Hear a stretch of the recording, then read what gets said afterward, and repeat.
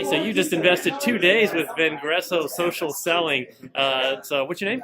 I'm Charles Tannous. All right, and what's your role on the team here? I'm actually one of the new sales managers here on the team. Oh, how long have you been here? I've been here for about 4.5 years now at Conversica. Nice. Yeah. All right. Well, after 2 full days, can you give us maybe one of your biggest takeaways? Biggest takeaway is don't be normal. Think out of the box.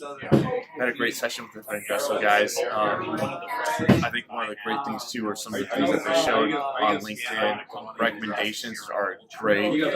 Being able to connect, and I think at the end of the day, making any type of connection with folks to bring us into their network, and a lot of the shortcuts that we can provide to help us, maneuver into LinkedIn Navigator and the regular LinkedIn networks that we have. Do you feel like you really leveled up and became not just a sales but a marketer now? Talk to me about that. Yeah, so I'm not that big of a social type of person per se. And the LinkedIn makeover for me was like the biggest thing, where just seeing the views and the upticks, on my profile, and now I have some better, I would say, tips and tricks to use going forward to increase, hopefully, some more inbound type of activity.